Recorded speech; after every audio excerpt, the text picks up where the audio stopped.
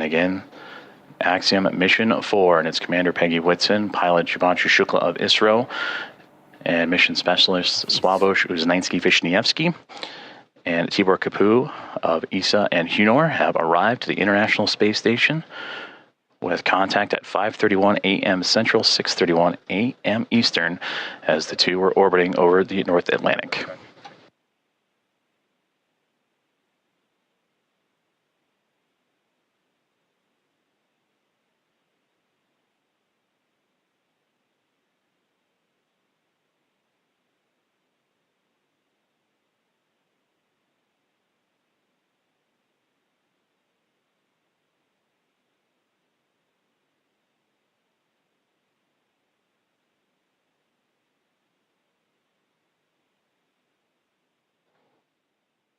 The soft capture ring, that initial contact between Dragon Grace and the International Space Station, continuing to retract, and we'll await for the calls that the sensors read that it will be time for those 12 hooks on the Dragon to then begin driving and connecting itself to form a hard mate to the International Space Station.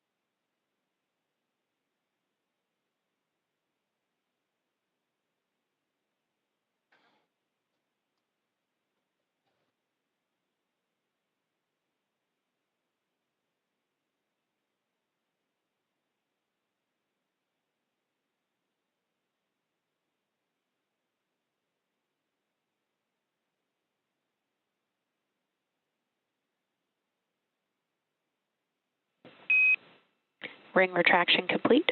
Docking sequence is holding for MCS reconfiguration.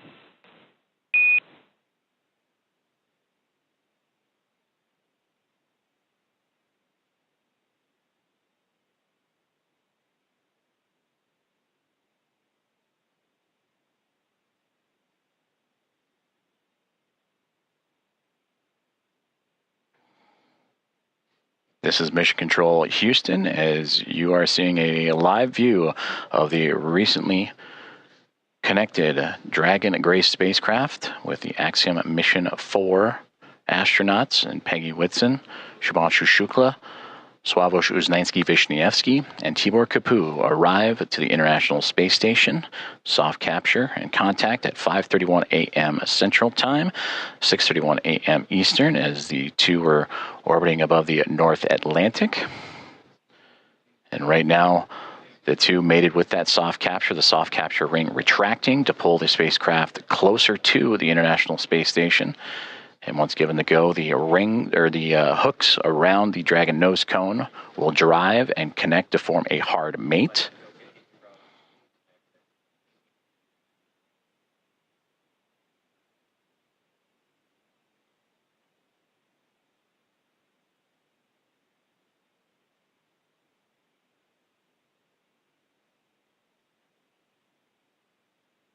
Teams on the ground in both Houston. Station Houston on the big loop. MCS configured, proceeding with hook driving.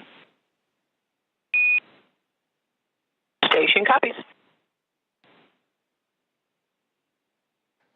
And the great call there, that's the next step in this docking procedure, is the driving of the hooks, the 12 hooks surrounding the nose cone or the nose of the Dragon spacecraft.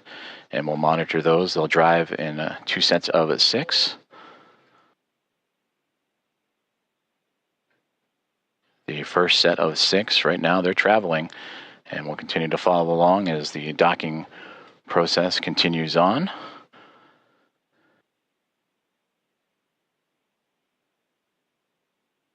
And then after that first set of 6, the second set will drive and connect Dragon to form a hard mate to the International Space Station. And once the docking is complete, NASA astronauts Anne McClain and Nicole Ayers, who have been monitoring from the International Space Station from the cupola of the Dragon's arrival, it'll be Ayers that'll begin the hatch opening or hatch operations. And that'll start by opening up the main hatch on the Node 2 Zenith section of the Harmony module. That's what you see Dragon connected to. And what's separating that module and the Dragon spacecraft is that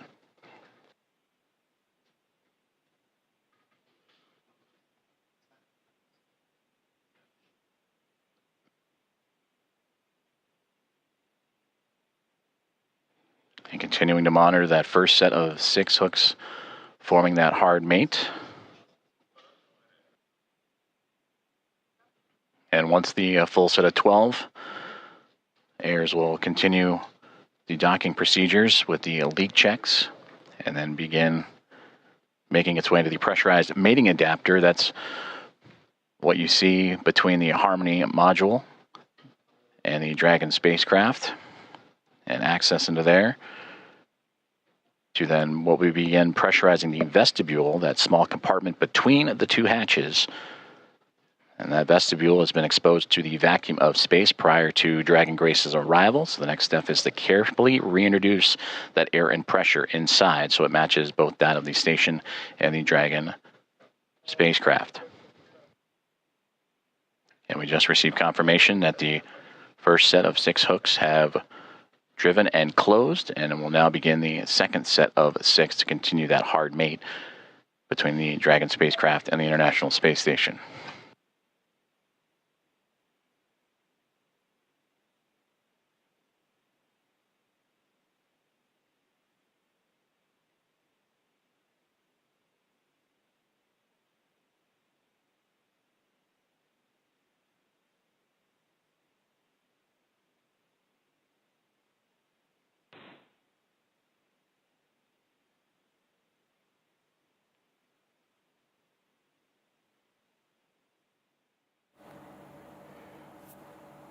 All right, just for the benefit of our viewers, what you are seeing is fairly historic footage. I'm as amazed at the footage and the quality of that feed as anything else.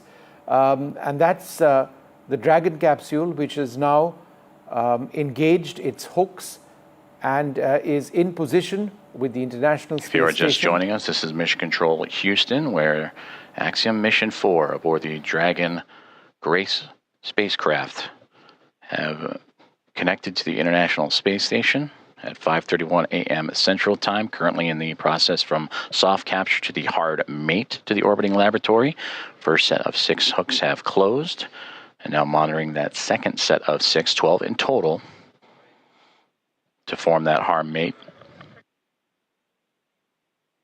That hard mate forming is going to take a little bit of time, and it's only once that is done and the pressure is equalized between the Crew Dragon, the Vestibule, which is a small area between the Crew Dragon spacecraft and the International Space Station. Once that is equalized with air pressure between Dragon and the International Space Station, and the hard lock is confirmed, that we can start talking about a transfer of the astronauts, including Shubhanshu Shukla, onto the International Space Station, where they'll be welcomed. Pallav, what happens from here onwards? Well, what we see is the incredible view of Captain Astronaut Shubhanshu Shukla. Yeah, we just heard confirmation there. All 12 hooks have closed, and that is a hard mate to the Dragon Grace spacecraft and the International Space Station, completing from soft capture to that hard mate. They are at the International Space Station, awaiting the opening of the hatch, and that is going to take a couple of hours. So and then we will see the crew of 4 going into the International Space Station. Docking is a very complex process. It started almost 2 hours ago, and will go on for another 2 hours. And then we will see the astronauts going inside. This is the first time an Indian astronaut has reached the International Space Station. Even though the International Space Station is really at the fag end of its life, but an Indian astronaut reaching the International Space Station is a historic moment for India. The Axiom-4 mission, which I sometimes call the mission Akash Ganga, has created history for India and the world because there is an American, a Hungarian, and a Polish astronaut. Astronaut Peggy Whitson is the commander, and there are 3, as she herself says, rookie astronauts who have never flown into space. Now, all 3 have been in space for 28 hours. So we don't think we should call them rookie anymore. They are there at the International Space Station. I'm sure their hearts are beating fast. They are in their space suits now because this is an active phase. It's in the passive phase when they go into their comfortable clothes. Because when we saw them in the afternoon speaking to the world from space, they were in their more comfortable clothes. So they are in their space suits. So they will change back into more comfortable clothes and then enter into the International Space Station. All of the International Space Station really works at what is called the Greenwich Mean Time or the London time. So beyond this, when they enter the International Space Station, they will be greeted by the commander of the International Space Station, who is currently the Japanese astronaut on board, and then they would be shown around for safety, and then there would be time for probably for the end of the day for today. And tomorrow would be a new day for Group Captain Shukla, second day in space, and work will begin. Power and comm connections shortly. So Pallav, in terms of the process from the soft capture, which is where we are essentially, to that hard mate that they're referring to, what exactly are they talking about? Oh, the International Docking Port is a very complex mechanism which has been developed between Russia and America, and the whole process has been made so that the seals are literally airtight. Right. And all of this starts with what they call a soft capture, and then slowly the retraction happens, and the Crew Dragon is slowly brought closer to the International Space Station, and then the hard capture happens, after which it's the seals, they become hermetically sealed, meaning there is no air gap or air leakage, and then all the tests begin. And that's called the hard mate. The final thing is the hard capture. And then the seal tests, whether the seal is airtight or not, will begin. I'm told by different astronauts that once the hard capture happens, it's only a small hatch which is there between the crew module and the spacecraft, and both start literally hammering on each end of the door of the hatch, and there are 2 of them because on each side, because they are very anxiously waiting to meet each other. There are 7 crew on board the International Space Station, and 4 more are going to join them. So we will have, for India, if we call them, that will be a Space 11 for India at the International Space Station. And who knows, India has a way, they could always do something when there are 11 people. Right. Well, joining us also Dr. Krisvin Karthik. He's a scientist at the Indian Institute of Astrophysics, Bengaluru. Manish Purohit is a former scientist at ISRO. Dr. Ajay Lele with us as well. Air Vice Marshal Deepak Gaur. So we've got a lot of excellent voices on this program, all watching on with fair amazement at what's taking place. Dr. Karthik, what does this moment mean for you, and as somebody who's been watching the evolution of Indian science? Thank you for calling. It is incredible and a great for the young generation also to ignite them for as Axiom Mission. Getting inspiration for the space related the events. Generally, what happens, it is like a one generation watching is very difficult. For example, that moon exploration that happened on long before, and after that there was nothing. And our Rakesh Sharma 84, it happened, and after 41 years. So for the current generation, it will be upcoming era. It will be a continuous space exploration. They are gifted, and all these activities are really good for inspiration for them to get into excited about the science activities and seeing the world out of the earth. Yeah, I mean, other than the regular entertainment, etc., media and the cricket and the media, I mean, the movie release and etc. Right. Well, give me a second. Let me go across to Ajay Lele. So many people. Dr. Lele, I think what strikes me most is we've been watching space now for so many decades, but it's the quality of this imagery, a live feed of two spacecraft traveling at 27,000 kilometers per hour at approximately 428 kilometers away from the Earth. And, you know, the fact that we could see it as brilliantly as we did, it just makes space so much more real for us. I think that's my immediate thought. How about yours? Pressurizing the vestibule, which is that small space between the hatches on Dragon and the space station. Ajay, are you there? Talked about this has been exposed to vacuum prior to docking, and we'll need to. All right, let me put that across to Air Marshal Gore. Air Marshal Gore, can you hear me? Yes, I can. Atmospheric pressure. You know, your thoughts on just this incredible footage that we are seeing. I mean, it's unbelievable, isn't it? Yeah, Vishnu, for me, the more fascinating part as I was watching the soft and hard docking take place was the immenseness of the black space behind and the majesty of our blue planet as it was, swirling, relatively speaking, behind the docking procedure.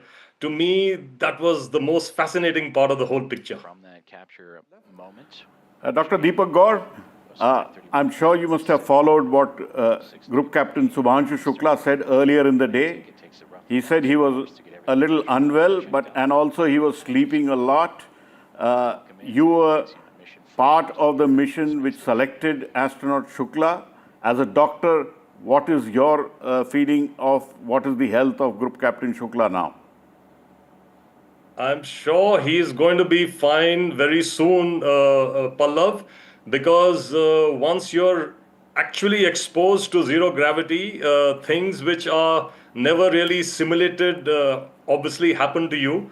And space motion sickness is a reality which most astronauts have to live with. The first 24 hours can be the most troublesome. I think those are already over. And I'm sure that Shubhanshu is going to get better and better. Dr. Hemant Jahangir, a space traveler himself and physician scientist with us. Dr. Jahangir, what is space sickness? How long does it last?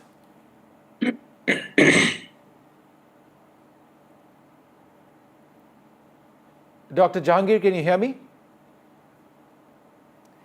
All right, apologies, we don't have him. I'm just going to go through our panelists. They've all joined, but I'm not sure why they're speaking. I think they're all pretty taken in by the moment. Manish Purohit, are you there? Yeah, I can hear you. All right. Give us, your thoughts on this huge moment. We are deeply aspirational in terms of what we want to achieve in space. Now, this is a small step towards our larger objectives, but this is obviously an emotional moment for so many interested in science and space. Yeah, this particular thing will motivate a whole lot of a big generation towards the endeavors in space, and they will start dreaming big about the space and taking up career in space. And there will be so many queries from the youngsters that how can they be in a place where right now Shubhanshu Shukla is. But the bigger thing is this particular moment is coming when India is already having its own plans of human space flight. And as very clearly mentioned by Shubhanshu Shukla itself, that this is the beginning of human space program. We have our Jeevan flight plan maybe somewhere down the line in November and December in this year. And then 2027, we have our own plans of our own Gaganyaan module flying into the space with our Gaganyaan 3s. 2028, we need our Bharatiya Antariksh Station first module in the space, then our crew module, docking to it. So big things are planned for India. And then docking, the part we talk about. So right now, the visuals that we are getting, I want to explain a bit about this. What's happening right now? Right now, the umbilicals of Dragon will connect with the International Space Station, and then the International Space Station will take over the control. The power will be supplied from the International Space Station to the Dragon. The data from the Dragon can be read by the International Space Station, and it will become a part of it. Then pressurization will start. Once it's checked that there are no leaks, everything is perfectly in place, then they will start pressurizing this vestibule. Once that is done, then again there will be few checks. The checks will be for some, debris thing. If it is lying here and there somewhere, that will be checked. Air circulation will be checked. The air circulating tracks are there. That will be checked that they should be working perfectly fine. Why? Because in microgravity, there is an issue of CO2 pocket. That shouldn't be there. Once all these checks are done, and when they give a go for opening of hatches, hatch will open first from ISS side, then the hatch will open from Dragon side, and then they will move in, and then we'll see the meet and greet ceremony. Pallav? Right now what we can tell you is that the power and communication is now connected between the Crew Dragon and the International Space Station, and the power to the Crew Dragon is now coming from the International Space Station. This is a very important part of the docking procedure, because here onwards the power is coming from the International Space Station, and the communication is also going to be happening through the International Space Station. So important milestone over. And we are troubleshooting the big loop audio comm issues from earlier, and the action we're about to take will take down big loop comm between ISS and the Axiom crew for about 5 minutes. We may require additional comm checks after. What I'm hearing from the teams between SpaceX and Axiom is that they are doing some communication checks between the Crew Dragon, SpaceX, International Space Station, and there would be a 5-minute gap between the communication. But at the same time, right now they're continuing with the docking process. And the big loop that you have been hearing that have connected everyone here inside of Mission Control Houston and the International Space Station Flight Control Room, those aboard the space station, and inside the SpaceX Dragon Grace spacecraft, and the teams in Hawthorne, California, those 4 parties, that's the big loop. They will troubleshoot those communications for about 5 minutes and then recheck. But you heard just prior to that NASA astronauts Anne McClain and Nicole Ayers have begun the hatch opening procedures, in which the large hatch at the Node 2 Zenith, that's the space-facing side of the Harmony module, has been opened, and that will allow for them to begin the hatch opening procedures and pressurize the vestibule, which is what, in addition to the comms checks, we will monitor, as Ayers will use a small valve on the station's hatch to slowly introduce air into the vestibule. That's the gap between the Dragon spacecraft and the International Space Station that has been exposed to vacuum. And from there, they will match the pressure, the atmosphere inside both station and Dragon. All right, I'm joined now by Dr. Ayman Jahangir. Dr. Jahangir, can you hear me? Yes, I can hear you. Thank you for having me. Great to have you on the program. Shubhanshu Shukla was perhaps a little space sick, seems to be getting better now. What exactly is space sickness? Yeah, so this is actually quite common amongst many people who go to space. Something like 2/3 to 3/4 of the people who go up there get sick. And it's because what your eyes are seeing doesn't correlate with what your inner ear is telling you. You know, on Earth, we're grounded by gravity. So we were designed for this, or we were built here, however you want to say it. And so when our body goes into space, what our inner ear is telling our brain is different than when our eyes are telling our brain. So it's very, very common for people to get sick in space for the first few days until their body gets used to it. But really, after about 2 days, people feel better. So this is not uncommon. And despite Captain Shukla's amazing career, it happens to fighter pilots, it happens to astronauts who've been training for 10 years, and there's no way to really predict it, but it's just part of the process.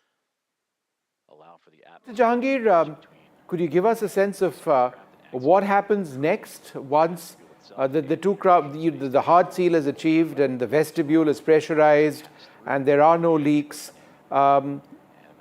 I think what our viewers right now are really trying to understand is why is it taking so long? It's a simple question, but I think it deserves an answer.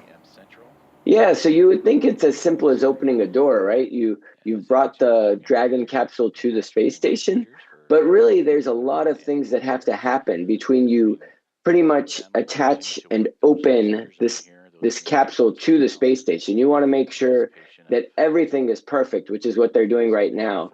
They're making sure that the pressure on one side is not greater than the pressure on the other side, because if that's different, you can have a big problem when you open the doors and have a vacuum, for instance. Now, once they get the doors open, and all of these things take a long time, and it's because they just want to make sure that everything is going perfectly, as perfect as can be, because they are in space, right? They're their own source of protection, of care right now. It's not like if there's a problem, they can just come back to Earth in the next 30 minutes. So this is a very important part of it. This is probably the most important part of the process after the launch, is making sure that these two are docked, which they've done successfully, and then making sure everything is correct. Now, once the door is open, I mean, it's going to be pure excitement, and you will see it, right? It's always the most exciting part of when a new capsule comes to the space station, is when the crews meet, and really you can just feel the enthusiasm in the video. So I'm very excited to see when Captain Shukla meets the crew of the ISS here, hopefully shortly. Pallav, go ahead.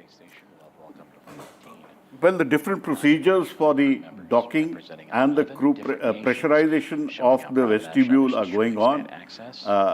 Right now, what I've been told is that at 7:05 p.m. India time, the welcome remarks will happen.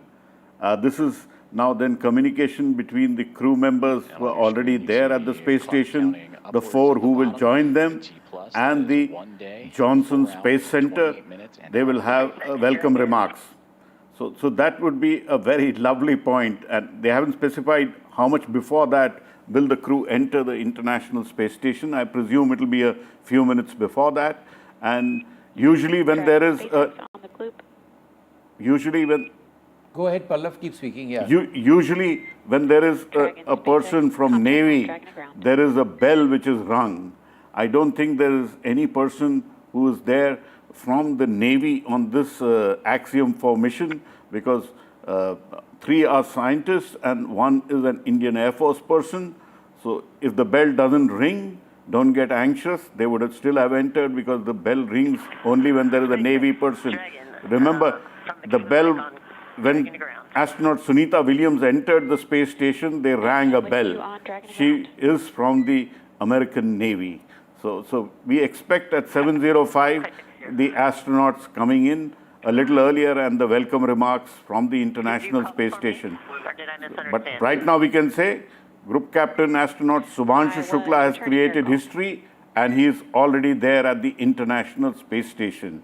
The first Indian to be in an International Space Station since Rakesh Sharma was on Mir, the Russian space station, 41 years ago.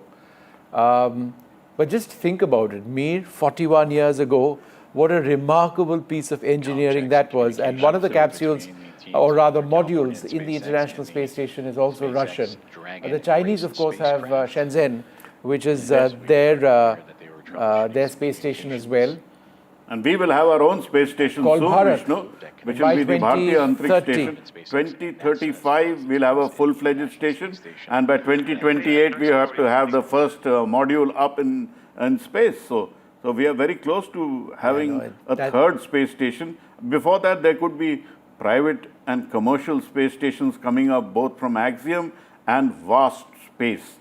2 companies who are competing with each other to make private commercial space stations. All right. Let's just listen into some of the audio from... And when you on Dragon to ground, we are about to enter a LOS period for about 4 minutes, so we'll need to stand by.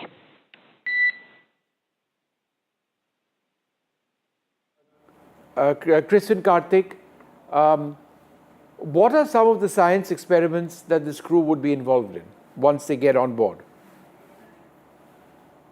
Yeah, I mean, I was watching your compilation. Almost you have covered everything. From Indian side, it is almost like crop seeds on ISS. then the sprouts, how it is in that environment, it is growth, it is there. And another thing is about some bacteria, cyanobacteria, which is called aquatic bacteria, and how it behaves, I mean, in that microgravity. And another one, microalgae organism, that is how it behaves with that those environment. And then myogenesis, that is some muscle dysfunction and all those things regarding our physical things. And then the computer screens how it behaves in microgravity. And then a STEM concept, of course, out. All right, hold on a second, we've got Shubhanshu Shukla's family sound bites coming in. Let's listen in. Safely वो पहुंचे और उसकी docking हो and वो हमने भी देखा and I am so happy कि वो डॉकिंग भी सेफली हो गई है जिसका जी हमारी बात उनके लॉन्च होने से पहले तो उनकी यहाँ से लिफ्ट ऑफ होने से पहले बात हुई थी एंड वो बहुत खुश और कॉन्फिडेंट थे वो बोल रहे थे कि वो पहुंचेंगे और अपना काम अच्छे से करेंगे जो उन्होंने करके दिखाया है I am sure thank you पूरी दुनिया की नजर उन पे रही सफल लैंडिंग के बाद कैसे देख रहे हैं आप लोग कैसा इसी सफलता का पहुंच रहे हैं बस थोड़ी देर में वो डॉक करेंगे गौरवपूर्ण क्षण है सर आपके लिए बहुत गौरवपूर्ण क्षण है हमारे लिए देश के लिए प्रदेश के लिए सभी के लिए गौरव का क्षण है और ये हमारा तो बेटा ही है तो हमको तो बहुत ही खुशी होती है और देश प्रदेश की पूरी जनता हमारी जो बच्चे को आशीर्वाद दिया है उसके लिए हम सबका धन्यवाद अदा करते हैं पूरा देश आज बधाई दे रहा है You and I cannot do it justice, even attempting to tell everyone joining us today about it. So instead, we have invited Axiom Space's own commander, Michael Lopez Alegria, to share from his previous experiences. LA, MLA, or commander, you've got a few designations, right? For those who may not know. How you doing, Paul? Good to see you, Ronnie. Hey, it's good to see you as well, sir. Thank you for joining us this morning. Yeah, good to be with you. So for those who may not know, I've got to share a few stats here just to make sure people understand who we have joining us today on the show. You've flown to space 6 times, 2 of those to Dragon, on Dragon for Axiom Space. You've got a running total of, say, 296 days, 16 hours and 15 minutes, give or take or so, in space. You've conducted 10 EVAs over the course of your career, and when you're not in space, you're helping get others at Axiom Space to space, right? As our chief astronaut. Do I have all of that right? Sounds good. I'm not sure about the minutes and seconds, but everything else sounds right. That's awesome. Well, we want to spend some time with you and just ask you some questions about your experiences getting to... All right, we'll come back to that in a moment, but we've got reactions of Shubhanshu Shukla's parents as well on the right-hand side of your screen with the Crew Dragon, a Harmony spacecraft completing docking at the International Space Station just a few minutes back. The astronauts haven't transferred as yet from the Crew Dragon spaceship onto the International Space Station. That'll take a little while as they equalize the pressure. But let's listen in to what Shubhanshu Shukla's dad said just a little while back. हमारे बच्चे की जो है भी landing हुई है कायदे से जो है डॉकिंग हो गई ये बहुत खुशी की बात है ये बहुत ही अहम पड़ाव था उसके लिए उसने जो है अच्छी तरह उसने मेहनत करके जो भी सक्सेस प्राप्त की है उसके लिए हम बहुत खुश हैं और बच्चे पर गर्व है हमें पूरा अपने बच्चे पर गर्व है और बच्चा बोल्ड है शुरू से ही बताया तो कि स्कूल का जो है ये सब महिमा स्कूल की है हम लोग भी हैं मगर स्कूल ने बहुत कुछ दिया उसे इतनी बोल्डनेस जो है बहुत ज़्यादा अब उनका प्रोग्राम है उसमें जाएंगे मिलेंगे जाके उन जो बुलाया है तो हम जाएंगे अभी यहीं निकलेंगे हम आप ये जो है मैम कैसे हो पीछे पुश हो रही है लाइव लैंडिंग की है सफल लैंडिंग के बाद कैसे ऐसा लग रहा है डॉकिंग कंप्लीट है कितना खुशी का पल है आप डॉकिंग कंप्लीट है अभी हैचिंग बाकी है उसके लिए वेट कर रहे हैं प्रेशराइजेशन के लिए और शुभांशु एक बहुत ही मतलब एक is a great example Pranav, thank you very much for being with us. What has this moment been for you? You've followed space now for a long time. It's obviously something which is happening for India only on the second occasion in 41 years. But it is momentous, and it augurs well for the Indian space program in terms of the knowledge that Shubhanshu Shukla will bring back with him as we go ahead developing our own Gaganyaan program.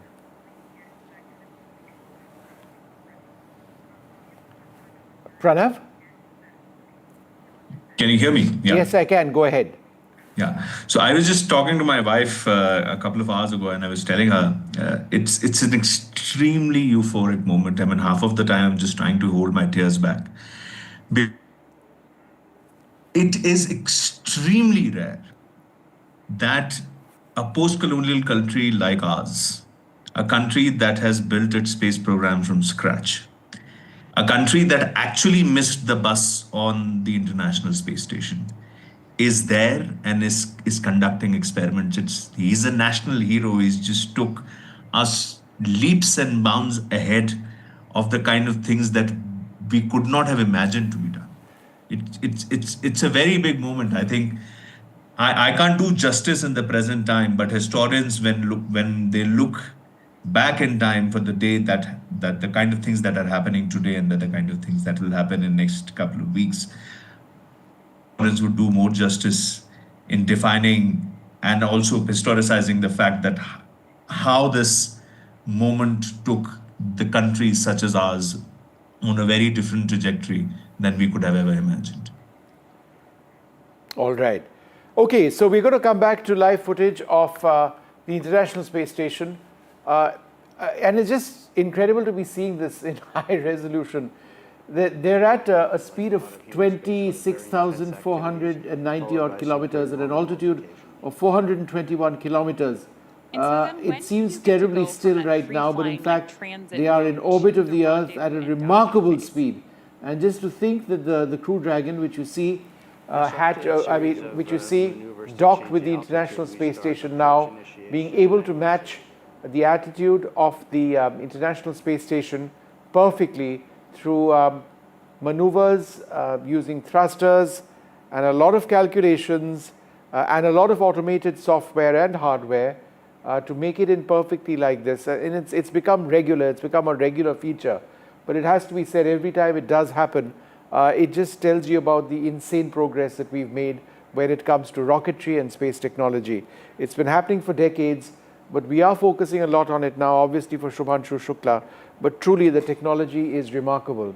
And I think this docking technology is where India needs to get, because even when we set up our own International Space Station, we need to have the ability to dock two spacecraft together. And just in the last couple of months, we've taken important steps, critical steps, towards having the ability of docking two satellites together.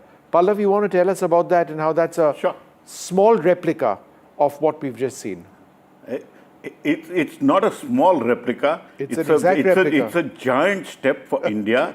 Also, the docking mechanism which ISRO is using is a 21st century docking mechanism. They say it is superior to the docking mechanism which the International Space Station uses.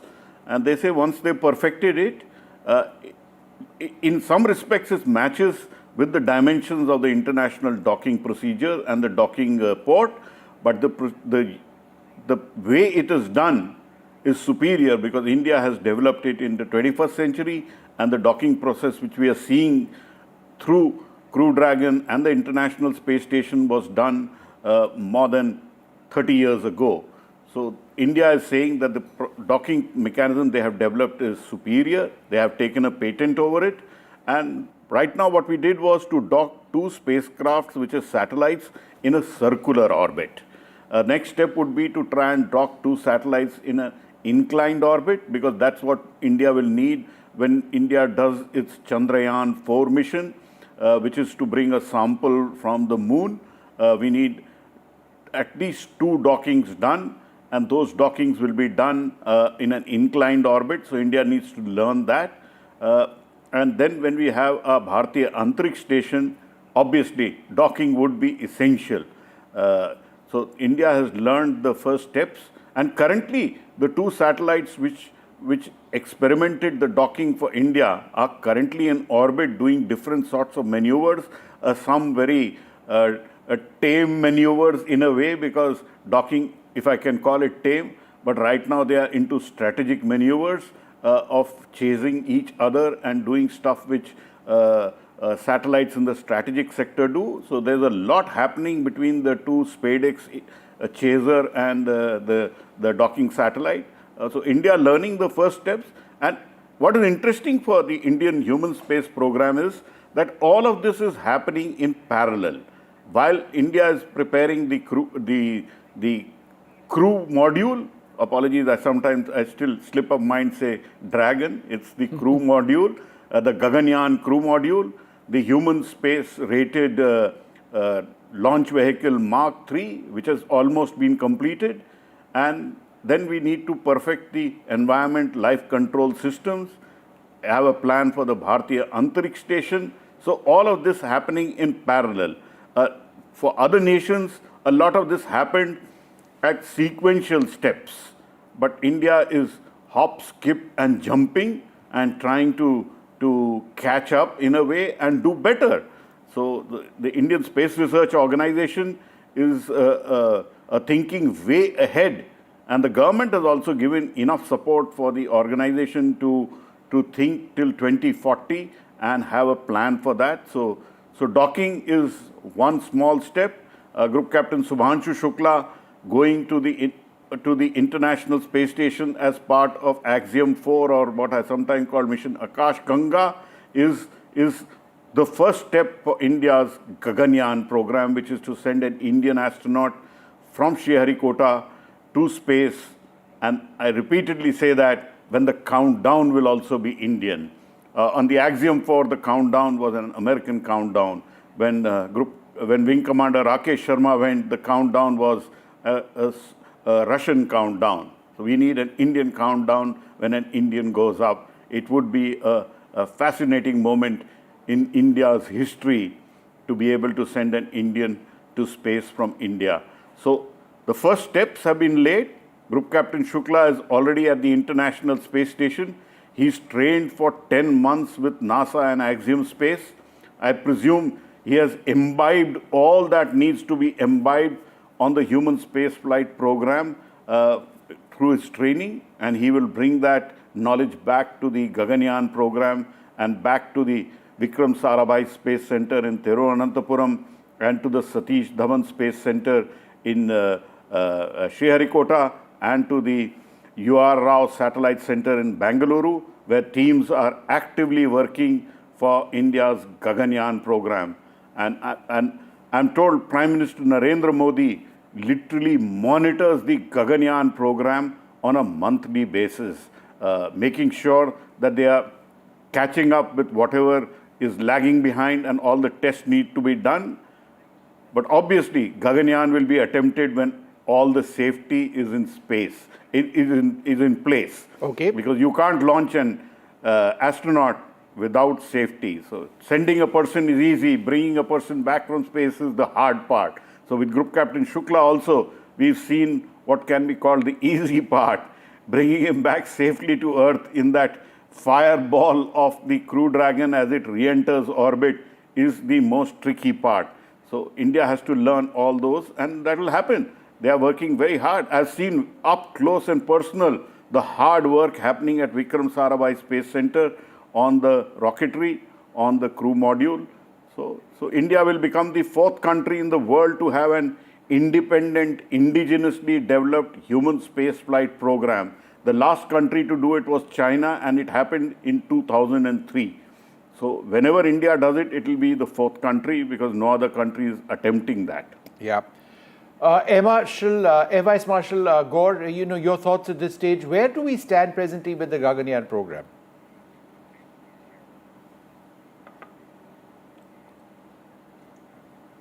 Air Marshal, you need to unmute yourself. Can you go ahead? Can you hear me now? Yeah, please go ahead. So, like Pallav said, we have to be very fail-safe when it comes to a human in space.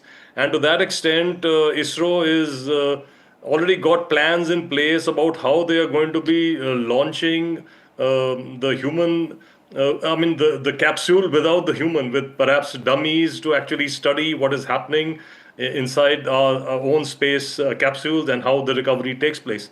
So all these various stages of what we discussed yesterday about the mission aborts at launch, and everything needs to be actually practiced real time and so many times over in simulators before we actually send the human being into space. And ISRO is aware of this, and we are all working towards this. Okay. Again, just for the benefit of our viewers who are tuning in now, what you see on the left-hand side is the Crew Dragon completing the docking process. The astronauts, including Shubhanshu, Shukla, haven't crossed over into the International Space Station, where they will be welcomed in a short while from now. And that's something that should be absolutely amazing, because there is a bit of a ceremony over there. Shuks wasn't feeling all that great on the journey up, but space sickness is something which is not unusual. Everybody gets it, but then you get over it, and I believe he's feeling better now. And Shukla's parents on the right-hand side of your screen, I think that's footage from Lucknow, yes, which is where they live and which is where he's gone to school as well. I think what Pallav was referring to is something which is worth talking a little bit about, and perhaps we can get some expert comment on this. Dr. Karthik, would you like to tell us about how the next stage after they wind up this mission and get set to return to Earth is actually the most difficult, the most dangerous bit? Actually, they have more experience. Axiom 1, 2, 3, 4. This is fourth one. Since our Indian Shubhanshu Supna involved, we are talking about that.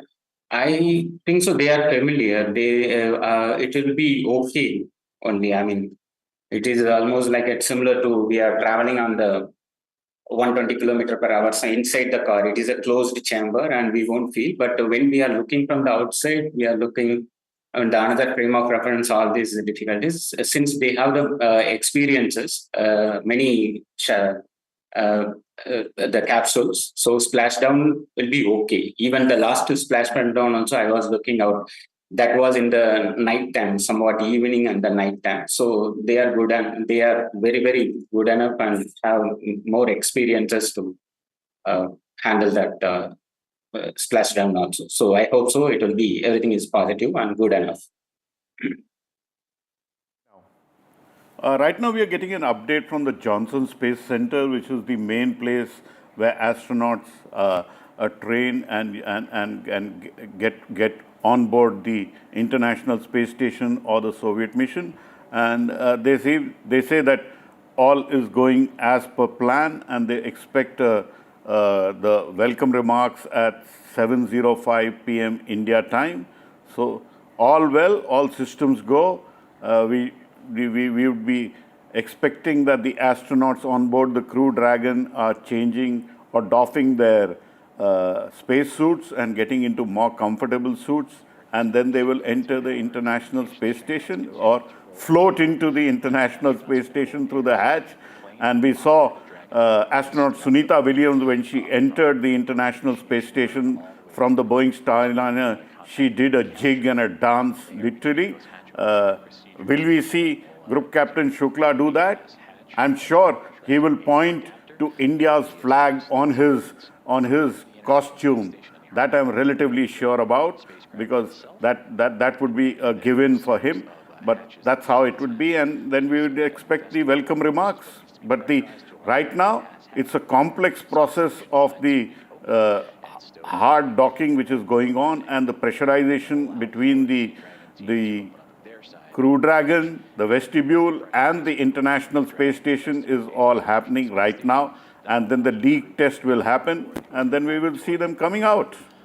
All right, so the spacecraft is now directly, and the International Space Station is directly above Australia. Let's just go full screen to the feed from Axiom-4 and SpaceX, and let's listen in and see if there's any commentary coming in. Southeasternmost portion of Australia, and they are in an orbital nighttime period right now, and that'll stretch on for another few more moments, and we hope to have those great views of the space station and the Dragon spacecraft once the sunrise and orbital daytime has returned. And again, tracking an 8:35 a.m. Central Time welcome remark, and shortly before then, you'll see the crew, and we'll have all that coverage and views of the Axiom Mission 4 team making its way into the orbiting laboratory.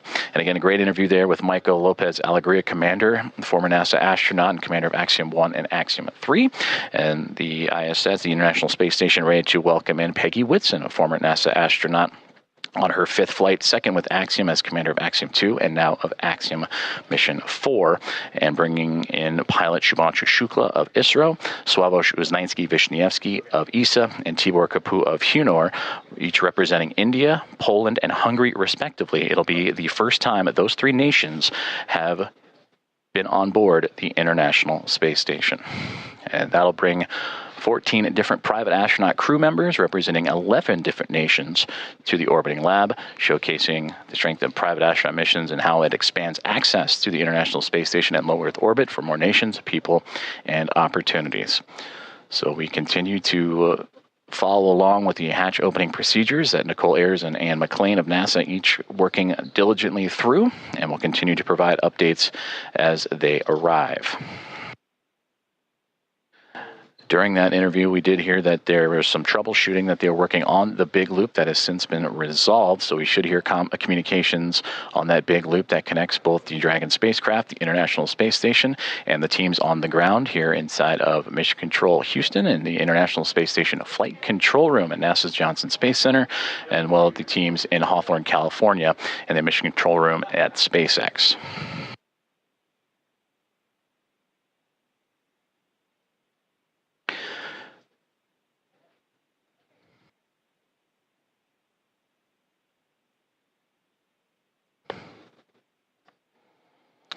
Currently on board the International Space Station. Station Houston on the big loop for PMA.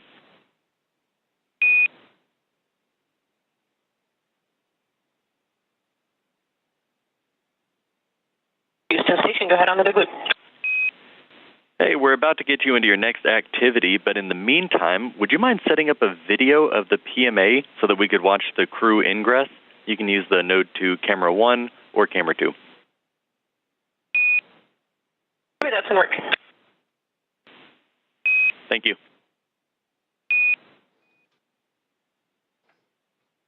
Communications from the ground here in Mission Control Houston up to the International Space Station, that PMA, pressurized mating adapter, and that is where NASA astronaut Nicole Ayers is currently operating in the hatch opening procedures, and they're asking to set up a camera so we can get live views in and witness the Axiom Mission 4 crew as they ingress or enter the International Space Station. So we will keep an eye out for those views coming from that pressurized mating adapter just inside the Zenith, Node 2 Zenith port of the International Space Station, that space-facing port.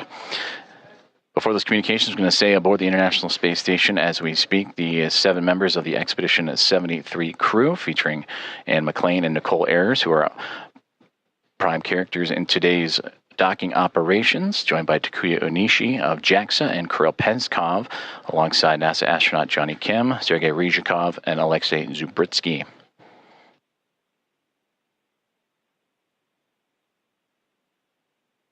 You heard during the interview with Michael Lopez Alegria some of those key milestones and celebratory moments that he celebrated in his time as the commander of Axiom Mission 1 and Axiom Mission 3 earlier, bringing those first-time flyers in Shubhanshu Shukla, Sławomir Uznański-Wiśniewski, and Tibor Kapu into microgravity for the very first time.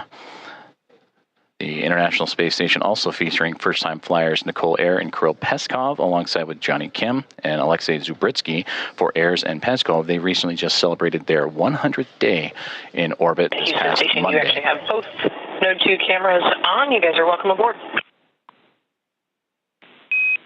Fantastic. Those are great views. Thank you.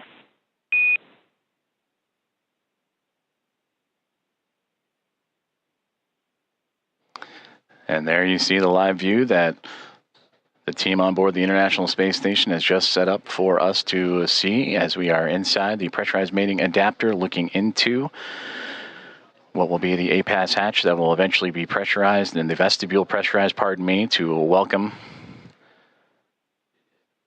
the Axiom Mission 4 crew aboard once everything is equal in pressure from SpaceX Dragon to the vestibule to the International Space Station, and the hatches on the Dragon and Space Station side are open. Everything will be on schedule to welcome in the 4-member crew.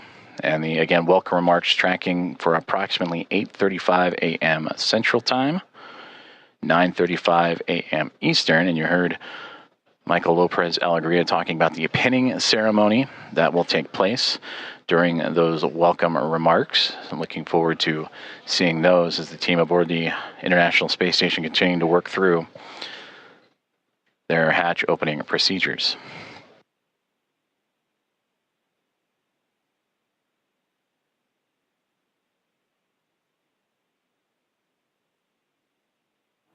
Translates to 7:05 p.m. is when the hatch opening would take place. A little before that, that's the opening remarks.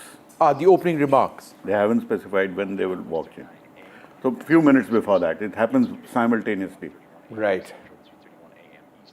7:05. The Axiom Mission 4 crew above the newly named Dragon SpaceX Grace spacecraft have tracked down the International Space Station through a stair-stepping procedure of multiple burns that occurred from just moments or a few moments after launch up until the early morning hours today to allow them to catch up to the orbiting laboratory and set up for the final approach and docking, and that contact with the orbiting laboratory at 5:31 a.m. Central Time. And from that point on, it takes about 2 hours or so to allow for the hatch opening and hard mating procedures to be complete, umbilicals to be run, power and communications to be connected. And once everything is set, that's where you'll begin to see the hatch opening procedures and lead up to those welcoming remarks.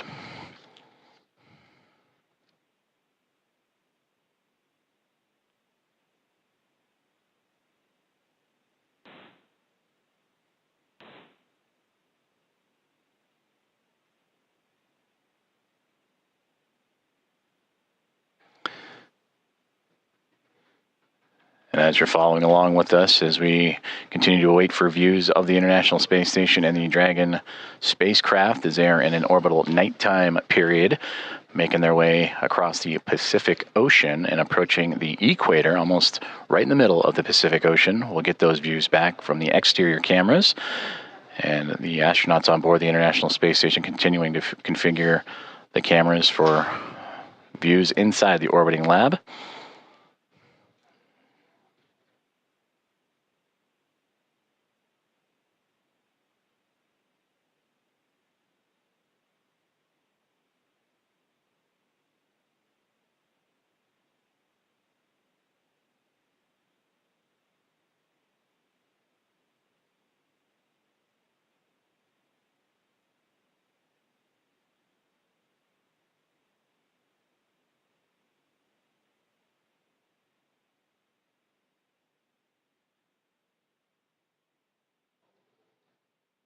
If you are just joining us, you are watching live coverage of the docking of Axiom Mission 4 to the International Space Station, the 4th private astronaut mission to the orbiting lab and the first since January of 2024. Docking has occurred, and that was exactly an hour ago, 5:31 a.m. Central, 6:31 a.m. Eastern. And now with Axiom Mission 4 attached to the International Space Station, docking and leak checks and hatch procedures and opening procedures continuing to move along. The crew aboard the SpaceX Dragon Grace spacecraft going through their procedures, as well as the 7 members of the Expedition 73 crew who are in the middle of their workday, and namely NASA astronaut Nicole Ayers and Anne McLean, who oversaw today's approach monitoring from the cupola of the International Space Station, that window to the world that you see so many wonderful views from. And Nicole Ayers currently working in the space-facing hatch of the Harmony module where on the other side of the APAS hatch and vestibule is the Dragon SpaceX spacecraft. Heirs will use a small valve on that station's hatch to slowly introduce air into the vestibule. That's the space between the Dragon spacecraft and the International Space Station. That area has been exposed to vacuum of space, so that needs to be brought up to 1 atmosphere, or about 14 psi, what we know here on Earth as the pressure at sea level. And the flight controllers here in Houston will continue to monitor that pressure and temperature readings inside and verify that everything is leak-free before we go ahead and open up the hatches.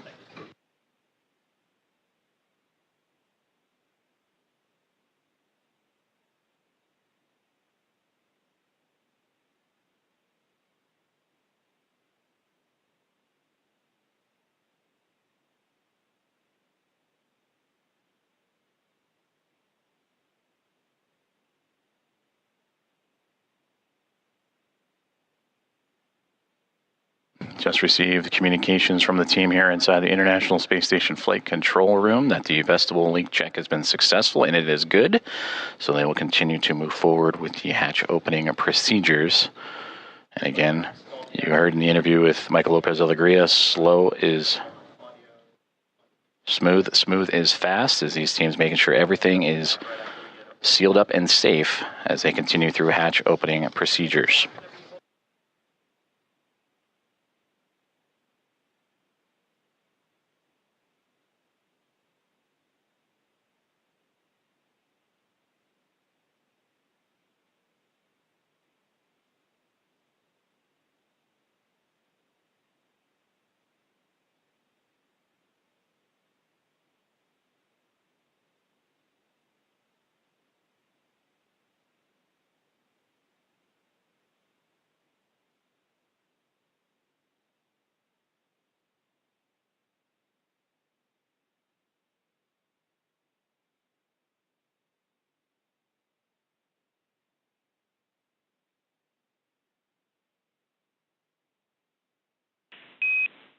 Station Houston on the Big Loop. We are doing some more troubleshooting for the C2V2 audio issue, so Big Loop is going to be down for another 5 minutes. In the meantime, you are go to pick up in step 3.1 of 2.102, and NASA TV should be available on VME TV now.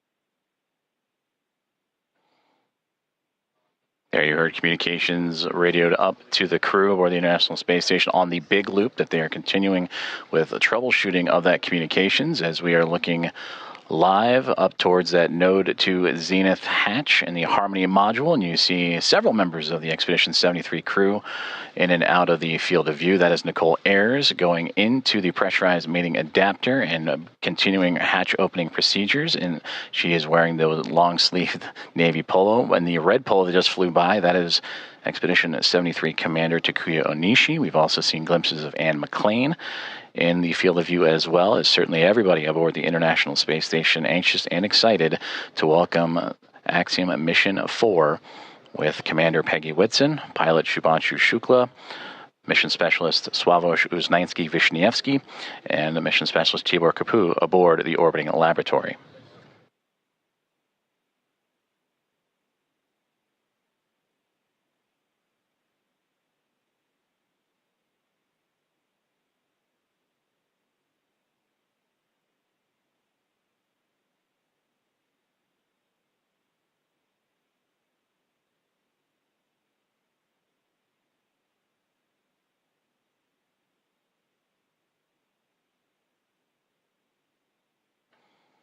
This is Mission Control Houston. If you are just joining us, you are following along with live coverage of the docking and soon-to-be hatch opening and welcome remarks of Axiom Mission 4 to the International Space Station. The mission began with the launch off of Launch Complex 39A and NASA's Kennedy Space Center yesterday morning at 1:31 a.m. Central, 2:31 a.m. Eastern. That took them on a journey that was a little more than a day to get them to the orbiting lab. They have since docked, and contact was at 5:31 a.m. Central Time. And after the connections made, the hooks driving to form the hard mate, umbilicals with power and communications connections all run. Now it is those hatch opening procedures and leak checks that the crew is currently working through aboard the International Space Station, while the crew aboard the on 2 for step 3.2, seeing about 0 for the DBTT, looking for your go to continue.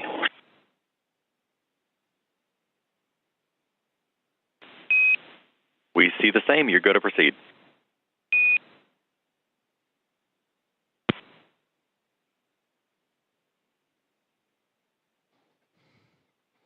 And continued communications as Nicole Ayers once again floating into that pressurized mating adapter and continuing those hatch opening procedures to welcome Axiom Mission 4. The target welcoming remark ceremony time, 8:35 a.m. Central. So a little more than 2 hours from now as leak checks and pressurization checks continue on before the APAS hatch and the vestibule and all procedures can be completed.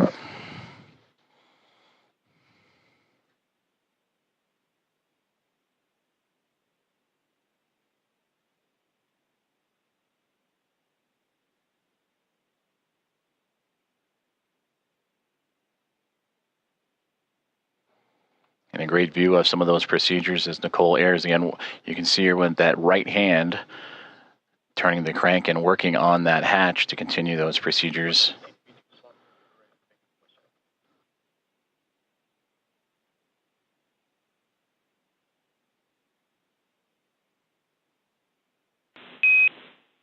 Dragon, station, this is Houston on the big loop for comm checks.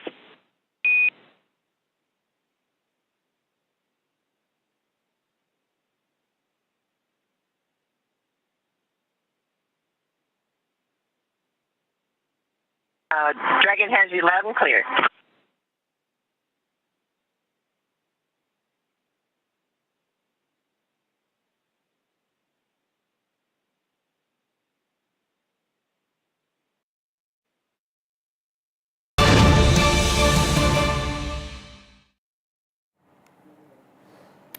Big breaking news coming in at this point in time. Iran's top leader Khamenei has now put out a post saying that it's a heavy slap to the face of US, and he's also threatened future actions against US bases in a post that he's made just very recently. This is his very first public post in over less than a week, we understand, ever since US had attacked the 3 nuclear bases in Iran. He said the Islamic Republic delivered a heavy slap to the US face. It has attacked and inflicted damage on the Al Udeid air base, which is one of the key US bases in the region. This is the post that has been put up by Al Khamenei. Remember, he's been absent and this comes while Iran has been facing its deadliest action in from Israel as well as US since some time from now, and we understand his at least week-long absence from public view had also triggered a lot of anxiety and had raised alarm. But we understand at this point in time, this is one post that he's made after over a week. At least it was the last post that that had come from Khamenei was on 18th June, we understand. And after almost a week, he is now spoken out and has made this public comments after a very long time, in which he said that he's claimed victory over Israel, and also said that we've delivered a heavy slap to the face of the US. All right, my colleague Deepthi also now joining us on the broadcast here, getting us more on that. Well, Deepthi, there have been a lot of questions being asked about Khamenei's absence, and we understand this is one post that he's made. This is the second post, I would rather say. One post was made almost 7 to 8 days back, but he's been absent for about a week, and clearly issuing a warning to the US and Israel here. Oh yes, and Kitty, this tells us that nothing has changed. He also does say that surrender is a word that does not belong in my dictionary. He says the people of Iran will rise, they will respond to this aggression by the US. So you see absolutely no change in the tone and tenor of this man, who happens to be the supreme leader of Iran right now. And interesting is this timing. You know, he has surfaced, he has spoken. But where is he? No one still knows that. We do know that he's in a largely fortified bunker. His location still remains unknown. Is he in the best of health? Again, these are questions that are still being asked. In the last few hours, Kitty, why has he spoken now is a question again people are asking, because the timing is critical. There have been multiple reports, not just in the US media, but even the Iranian media had started to ask these questions that where is he? Largely, people have been on the streets. They want to know about the whereabouts of the supreme leader, about whether he's in the best of the health or not, is he still in charge, and what are we going to do? These are questions that have been discussed in Tehran and everywhere else. And that is why I think the timing of this video address also, not just what he's posting on the social media, but also the video that has been released earlier today, it is not dated. The last video of Ayatollah was the 18th of June. And if you look at the two frames, you will see him almost sitting in the same backdrop. You look at his body language, it doesn't give out much. So still we do not know that when was this video recorded, why has it been released now, what is the next step that Iran will take. He says that we will attack the US. The US should be ready for more attacks in case you continue your aggression. Donald Trump, on the other side, maintains that we have hit Iran hard. They will never be able to restart their nuke programs. Right. But again, he punches hole in that theory, and he said that the US attack, Kitty, achieved absolutely nothing. Well, absolutely. Well, Al Khamenei hasn't been seen in the public since there have been, of course, multiple reports floating around clearly saying that he's taken shelter in a secret location after the outbreak of the war.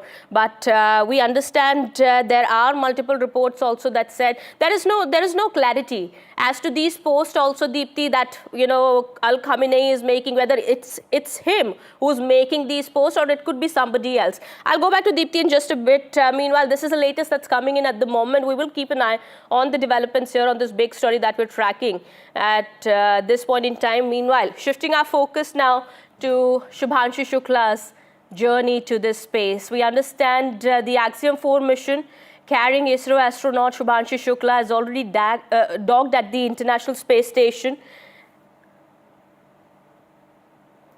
And these are live visuals coming in from the ISS. Nicole Ayers, NASA astronaut, has returned to inside the pressurized mating adapter and working on the APAS hatch and hatch opening procedures as we continue to get great views from inside the International Space Station. Hardline audio configuration complete, and we have resolved the audio issues on C2V2. That sounds great, because we have you loud and clear. We read you the same.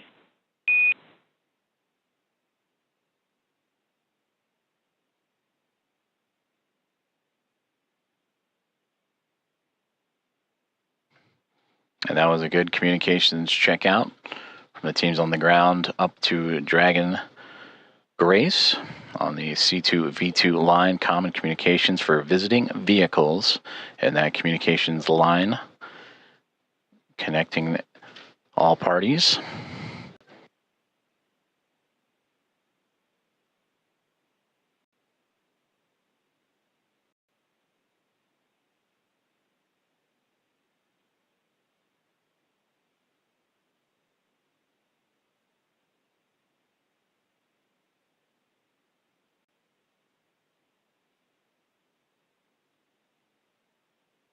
As we continue to work through hatch opening procedures, and again targeting approximately 8:35 a.m. Central Time for welcoming remarks as the International Space Station and Expedition 73 crew bring in and welcome aboard Axiom Mission 4.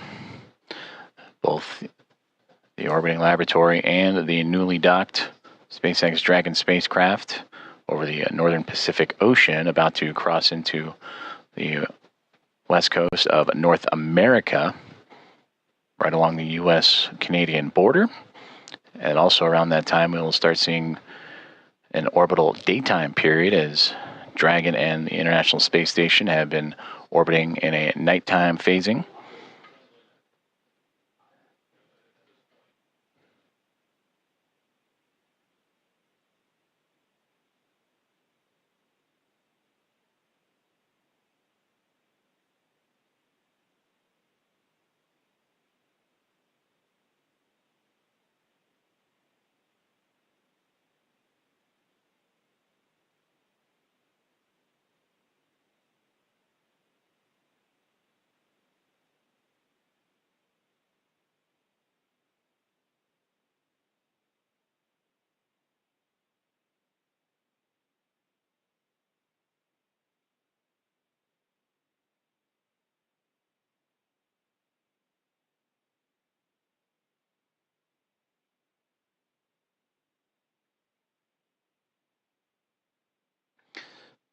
Currently experiencing a satellite handover period, and we'll continue to bring you the live views from the International Space Station, both inside or exterior. Once communications is established, which should be here in the next few moments. Until then, you can see on this map where exactly we're talking about, where the station and Dragon orbiting over the Pacific Ocean and about to cross over North America and over the northernmost territories of Canada.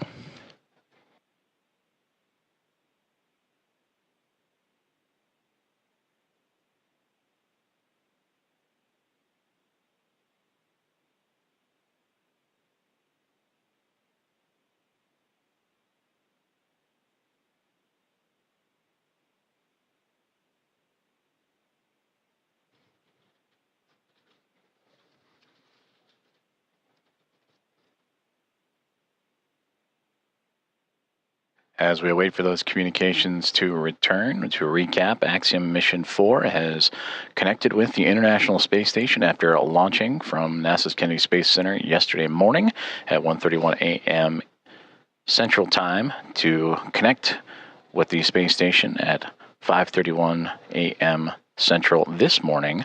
So a little more than a day's transit, and where it would execute a sequence of burns to raise its altitude and close the distance between Dragon Grace and the International Space Station through a phase burn, boost burn, close burn, transfer burn, and then eventually the co-elliptic burn, to make sure that the spacecraft is on the same pathway as the International Space Station and able to make its way up and over top of it to connect to the space-facing port of the Harmony module, the Node 2 Zenith port. As we now get views back inside of the International Space Station, that is a view from the other side. We mentioned the space-facing port that is looking up into where the hatchways will be to allow for the Axiom Mission 4 crew to pass through and be brought aboard the International Space Station. For Peggy Whitson, commander of Axiom Mission 4, her second flight as an Axiom commander after previously serving as commander of Axiom Mission 2. This is her 5th flight and return to the International Space Station, where she continues to build on an impressive career, the most experienced United States astronaut. Entered the mission with 675 days to her credit, and will certainly add to that record-setting total in her time aboard the orbiting laboratory, and bringing up pilot Shubhanshu Shukla of ISRO, Sławosz Uznański-Wiśniewski of Polsa, and Tibor Kapu of Hunor. And for Shukla, Uznański-Wiśniewski, and Kapu, representing India, Poland, and Hungary, respectively. For those nations, it'll be their first time coming to the International Space Station. Nicole Ayers. And the last one into the hatch, I believe that was Anne McLean, making her way in as they continue to work through hatch opening procedures.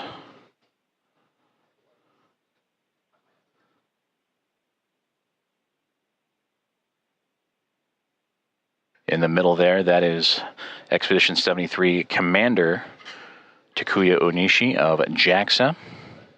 And then you just momentarily saw NASA astronaut Johnny Kim float in and out of view as the crew working together to continue these procedures, moving around some equipment, and to allow for the access to the APAS hatch.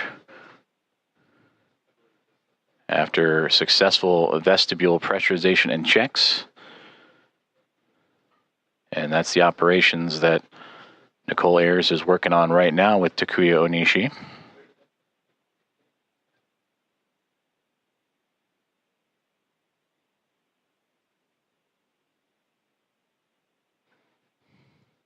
And Johnny Kim with camera in hand to document these procedures.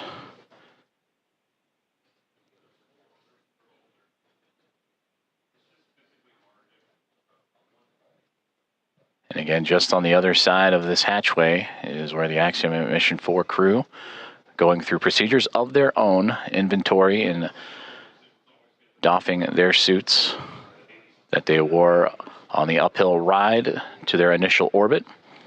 And after an off-duty period would put back on for those dynamic phases of flight, starting with the approach initiation burn that occurred earlier this morning.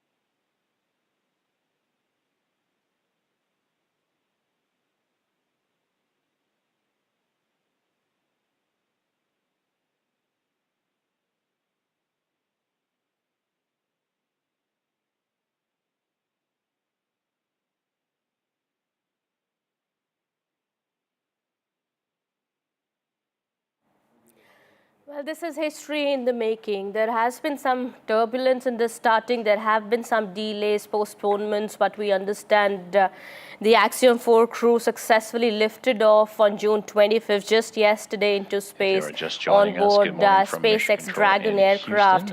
And the Axiom-4 mission carrying ISRO astronaut Shubhanshu Shukla and his other crew members docked at the International Space Station just a while back.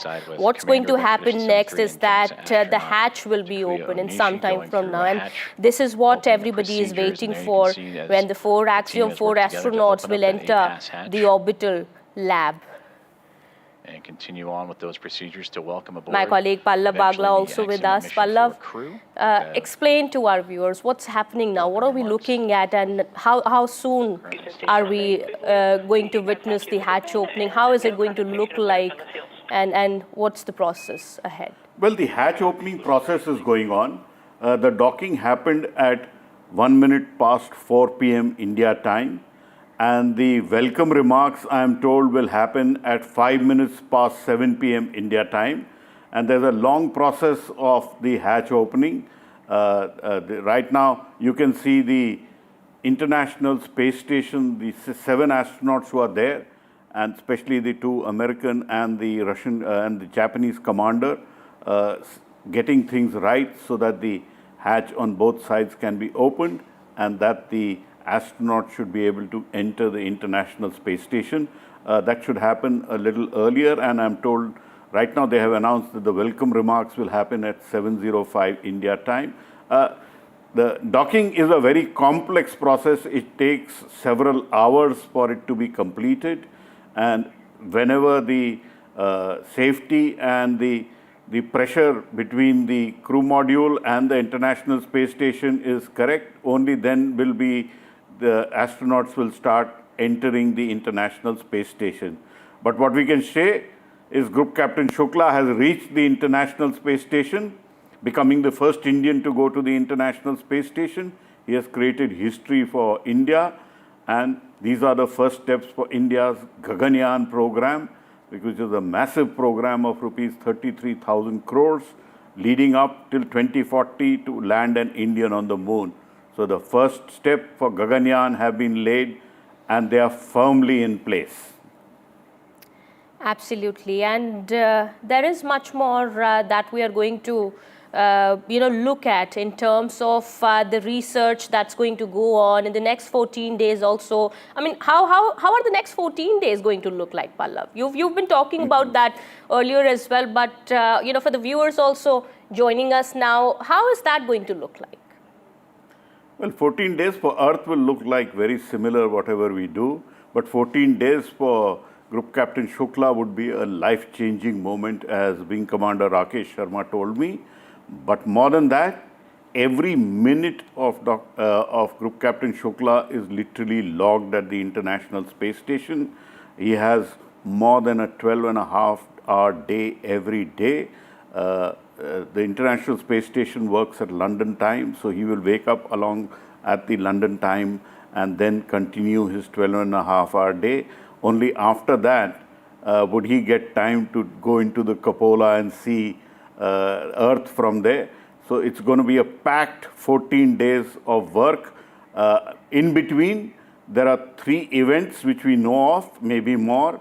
There are 2 outreach events. One, he will participate with the students of his own alma mater, City Montessori School in Lucknow. Then he will also talk to experts and to students in Thiruvananthapuram. And there is also an interaction with a VIP. And I leave it to your better judgment who that VIP would be. While most of us know who the VIP would be, and I am not going to give out chocolates to people who guess it right, but we will have a Sare Jahan se India moment in this mission, and he has 7 India-specific experiments to do, and there are 5 NASA ISRO experiments. Those 5 experiments we have no details of, and there are in all 60 experiments from 31 countries which this crew of 4 will be executing. But for this mission, India has spent rupees 550 crores or so, and this money is all in preparation for India's Gaganyaan program. Absolutely. All right. All right, let's also now listen in to what's happening there. These are live pictures now coming in the feed that we're getting from the ISS. Procedures as they now look to cover up the APAS hatch, which was just opened a few moments ago, to provide an extra layer of safety and protection for astronauts passing through.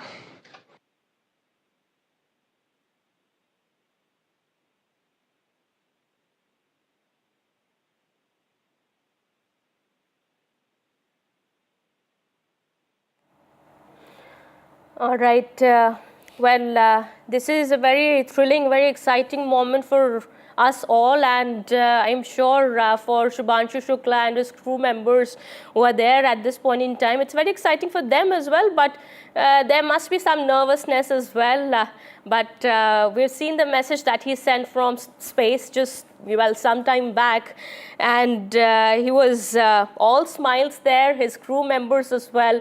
And we do hope that this process that's taking place at the moment, the hatch opening process that's continuing at the moment, it's going to take some time at least.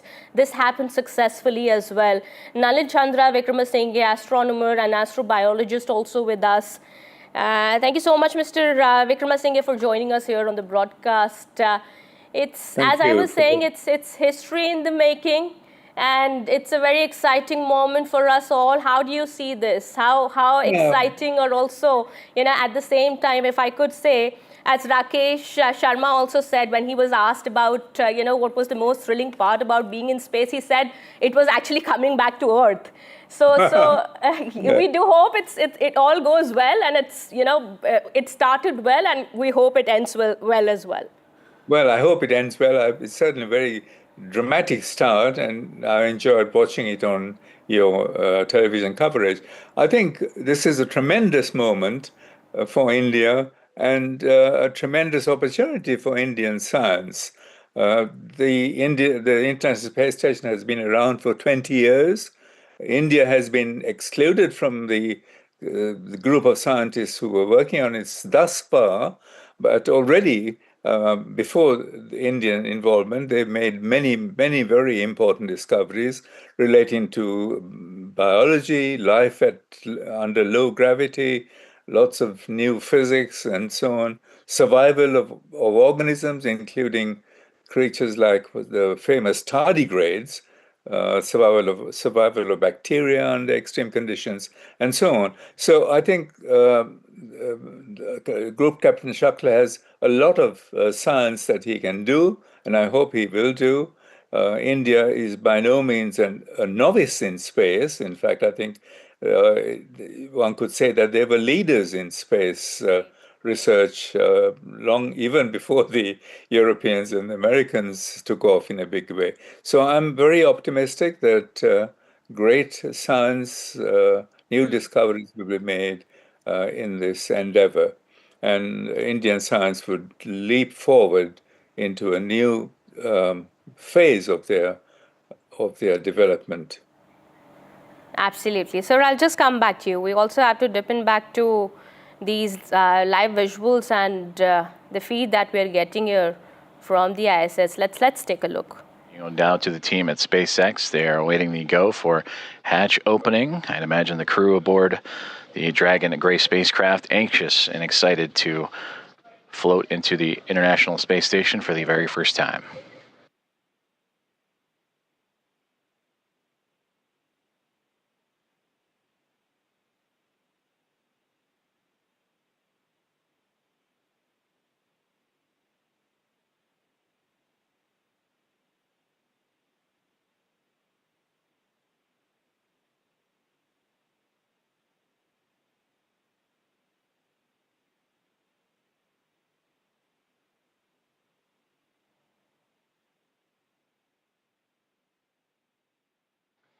And you just saw that orange ductwork or hose-like piece of equipment that Anne McLean and Nicole Ayers were just operating with. That's a part of helping mix the air between the International Space Station and the Dragon spacecraft.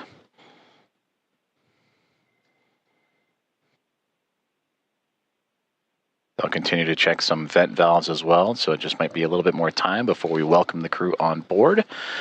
But these final checks, again, critical to making sure that everything is good and sealed tight with no leaks and no issues, as Dragon Grace will be docked to the International Space Station for approximately the next 2 weeks.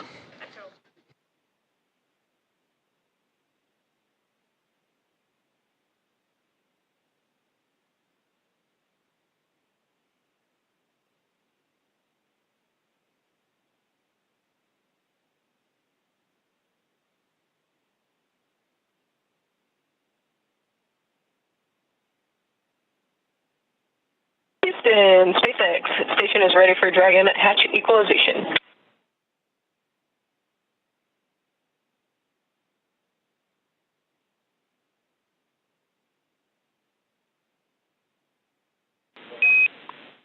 Houston, copy. Stand by.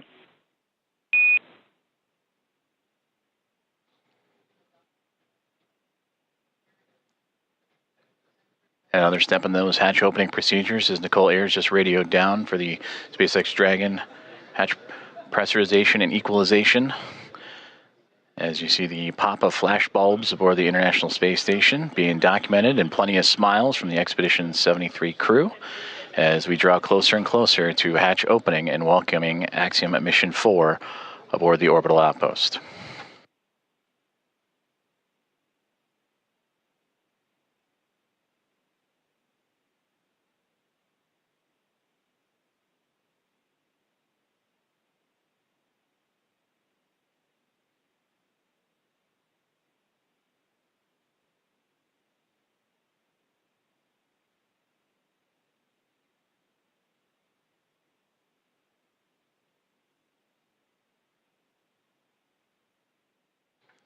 Meanwhile, here on the ground inside NASA's Mission Control, the International Space Station Flight Control Room, anticipation also building up as the room starting to fill with NASA leadership, as well as the Athena flight team continuing to work through the hatch opening procedures. Flight Director Allison Bollinger closely monitoring every step of the way as Nicole Ayers continuing to work through each checkpoint on her list. That's what you saw on the little tablet that she was referring to, making sure every step is covered as she is now floated back into the pressurized mating adapter across the APAS hatch. Station Houston on the big loop. We're still working some ground config actions before we're ready for equalization. In the meantime, can we get confirmation that the standoff cross went into the standoff cross bag? We were unable to tell from the video. It was in there when you guys called. Thanks. Copy, thanks.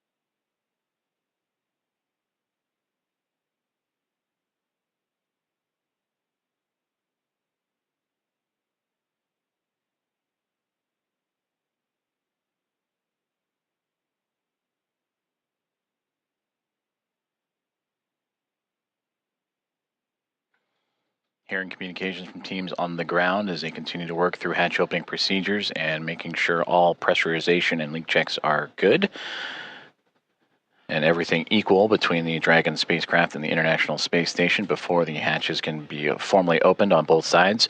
You can see into this hatchway the space-facing port, or into the space-facing side of the Harmony module aboard the International Space Station and the International Docking Adapter that welcomed the connection of Axiom Mission 4 at 5:31 a.m. Central Time earlier this morning. And since then, the crews aboard both the Dragon Gray spacecraft and International Space Station have been diligently working and continue to monitor the progress of that hatch opening, with teams on the ground also following suit.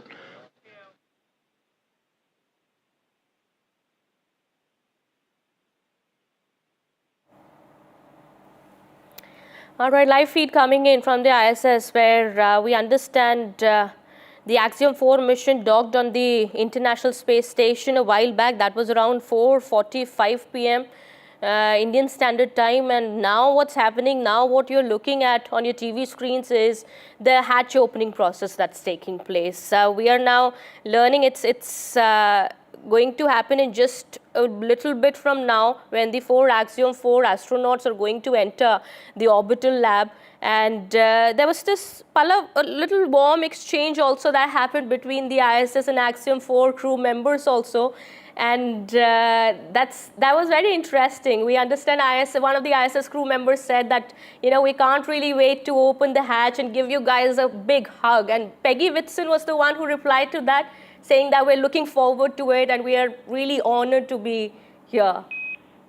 Station Dragon. So Kitty, the puppy and Jhappi moment will come very soon. Right now, the hatch on the International Space Station side has been opened up. We can see American astronauts preparing the vestibule for the entry of the 4 Axiom-4 astronauts. So it's a fairly long process. What NASA has announced that at 5 minutes past 7 p.m. there would be the welcome remarks. We do not know what time the astronauts would, I don't know whether to say walk in, float in, or fly in. It's all going to be very interesting to see Group Captain Shubhanshu Shukla entering the International Space Station. What I'm very sure is that he's going to be pointing towards his India flag as he enters, because he carries that flag on his uniform which he's wearing. And this will be the first time when India's flag will float into the International Space Station and an Indian would reach inside the space station. Group Captain Shukla is already at the International Space Station because the Crew Dragon docked with the International Space Station at 1 minute past 4 p.m. That was exactly the time when it docked, a soft capture. and then it's a long wait before all safety checks are done. And finally, once the pressure and the air between the crew module, which they have named Grace, and the International Space Station, and they've docked with the Harmony module, when the pressure and the air is stabilized and checked, and there is no leaks, and then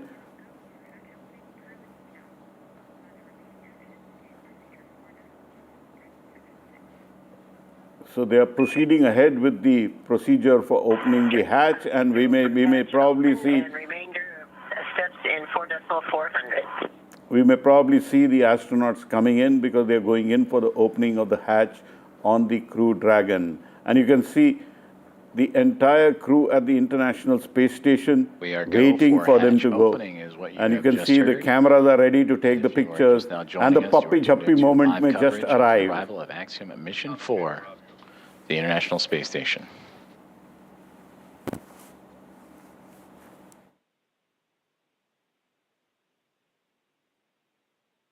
SpaceX Dragon hatch is coming open. SpaceX copies.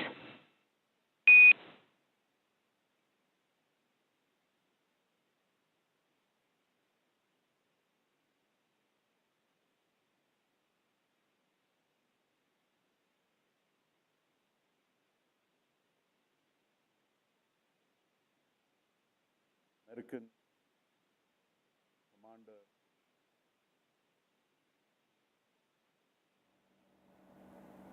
Group Captain Shukla is the pilot, and a Hungarian and a Polish astronaut, creating history for not just India. 73 crew anxiously awaiting as we just received the go for hatch opening to welcome Axiom Mission 4 into the International Space Station. There you see Anne McLean in the foreground. Let's listen into the commentary which is coming in from with Johnny Kim on the NASA. far right-hand side. NASA astronaut, and then Roscosmos cosmonaut Kirill Peskov next to him, with Alexei Zubritsky and Sergei Ryzhikov, also of Roscosmos in that mix. And right there in the middle, almost standing, if you will, from our perspective, is Expedition 73 Commander and JAXA astronaut Takuya Onishi.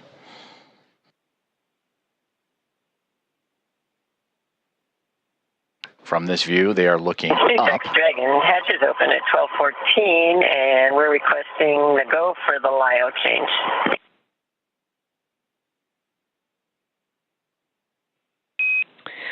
Copy 1214 Zulu hatch opening time, and you are go for LIO swap.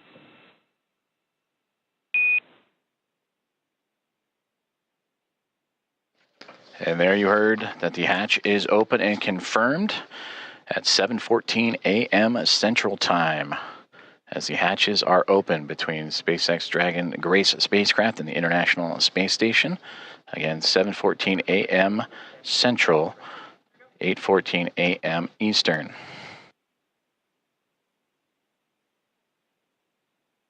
And you heard also the swaps of the LIO canisters. That's the lithium hydroxide cartridges that scrubbed carbon dioxide inside of the Dragon spacecraft on the ride to the International Space Station.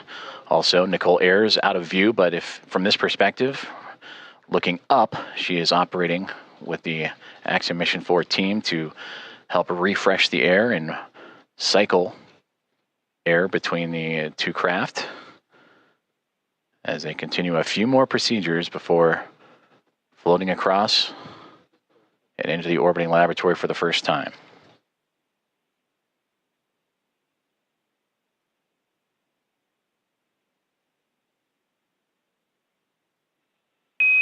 Dragon SpaceX on the big loop for LIO cartridge.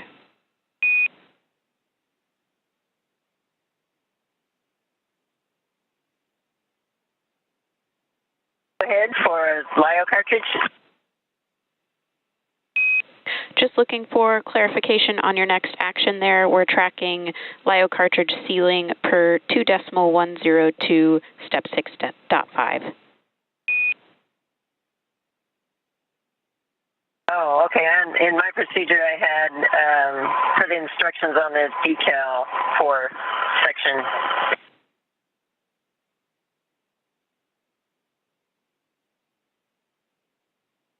For section 4 of the instructions on the decal. And copy that, Peggy. We'll defer to the instructions in 2.102. Okay, that's where we are.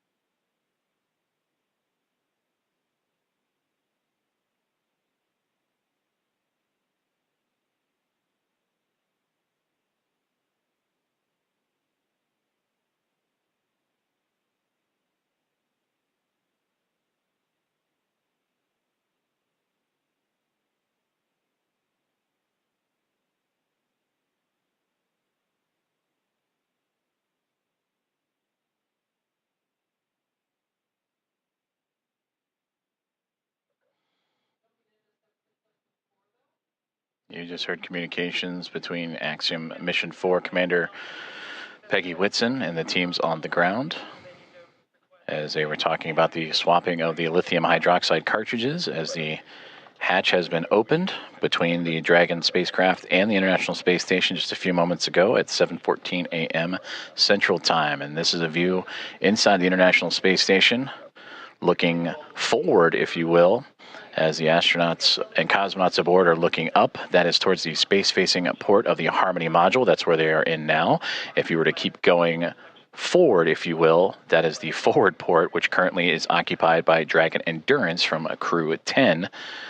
And a great microgravity demonstration of the camera that Alexei Zubritsky is using to help document and be a part of the welcoming committee for Axiom Mission 4 here in the next few moments.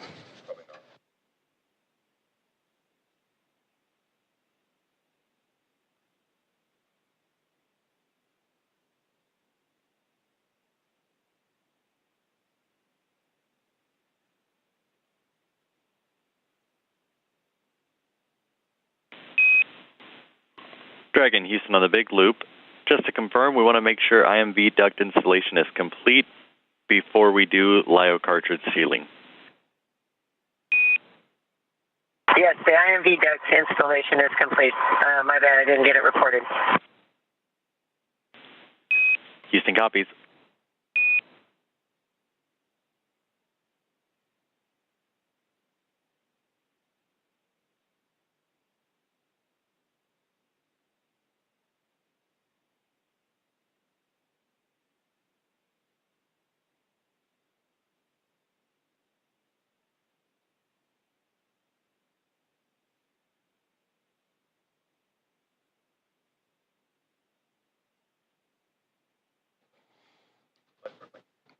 Now we switch views from pretty much the point of view of what the astronauts have been looking at from what we have seen. They were looking up, and this is the shot up into that Node 2 Zenith hatchway of the Harmony module. That is Nicole Ayers, NASA astronaut, just on the other side of that APAS hatchway, working with the Axiom Mission 4 crew.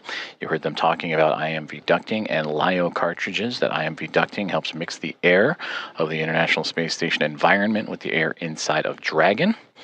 And then also looking to seal up some of those lithium hydroxide cartridges that are used to scrub carbon dioxide from the air in the spacecraft on their journey to the International Space Station. And that journey started yesterday morning, 1:31 a.m. Central Time, 2:31 a.m. Eastern, as they would launch on the SpaceX Dragon, newly named Grace spacecraft, on a Falcon 9 rocket from Launch Pad 39A at NASA's Kennedy Space Center, and would chase down the International Space Station earlier this morning at 5:31, nearly 2 hours ago, 5:31 a.m. Central, 6:31 a.m. Eastern, a little bit more of a day's transit. Houston and SpaceX Dragon arrival configuration is complete.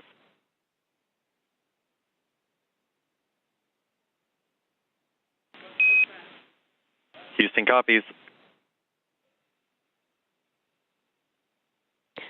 SpaceX copies.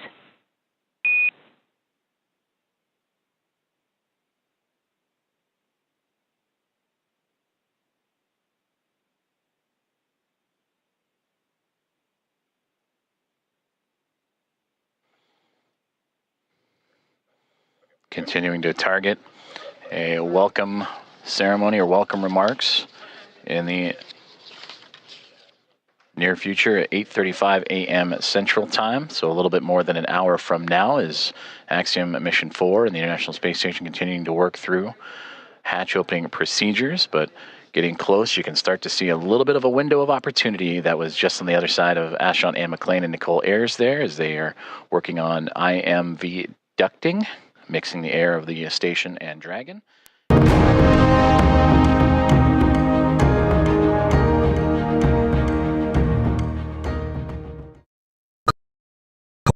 Is your business future ready?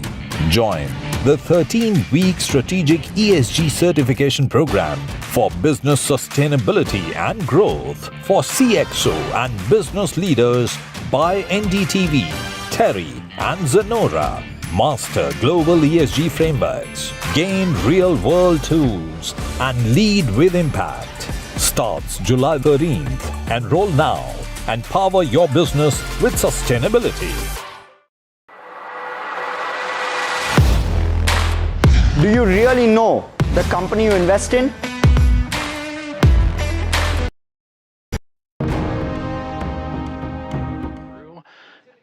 Axiom Mission 4, welcome aboard the International Space Station. Pilot Shubhanshu Shukla is the next one to come across, representing ISRO. It is his first space flight for Peggy Whitson, her return to the International Space Station on her 5th flight, second as a member of Axiom Space.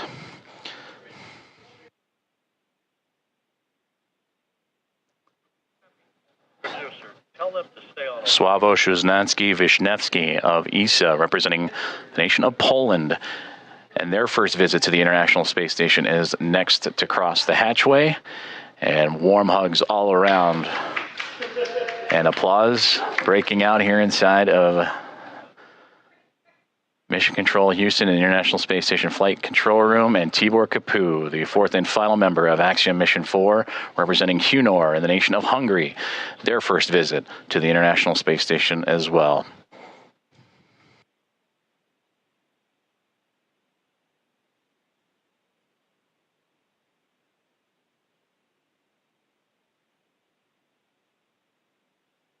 Great big hugs and handshakes across all members of Expedition 73 and Axiom Mission 4 is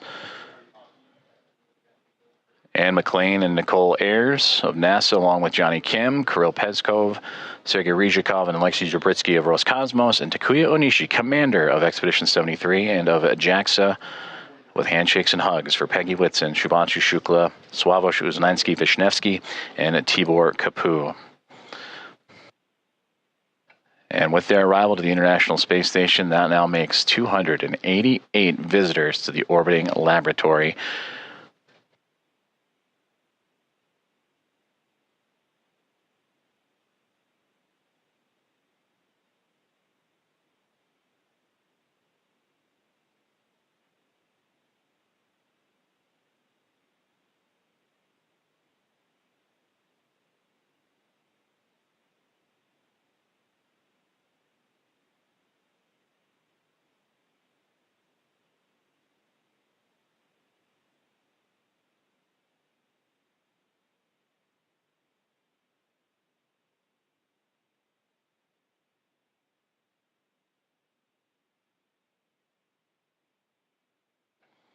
Axiom Mission 4 is now aboard the International Space Station.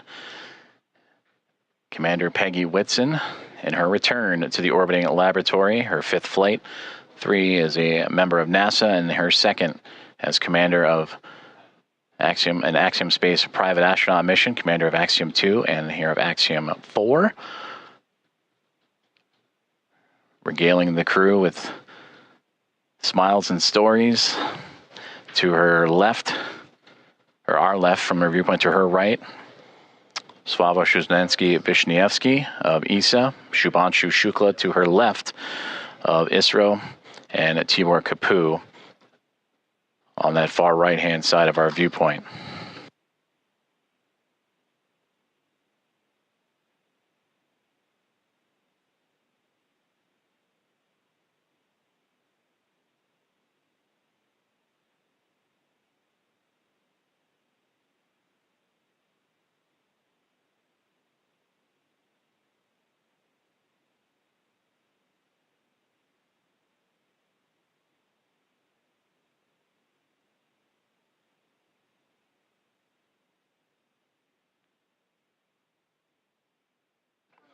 The crew is safely aboard the International Space Station. Welcome again to Axiom Mission 4. And we are continuing to target a formal welcome remark from the crew and being joined by the Expedition 73 team as well. That'll be at approximately 8:35 a.m. Central Time. And from there, they will receive a safety briefing and begin their nearly approximately 2-week mission aboard the International Space Station, in which they will participate in around 60 research investigations representing 31 countries, with more than 24 of those experiments sponsored by the ISS National Lab.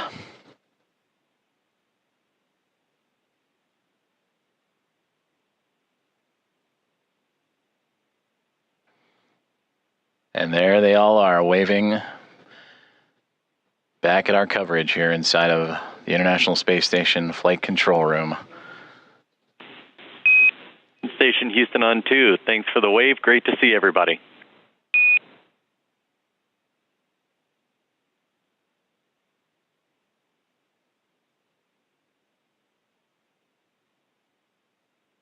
Houston Station, we're happy to be here. It's so great to be here finally.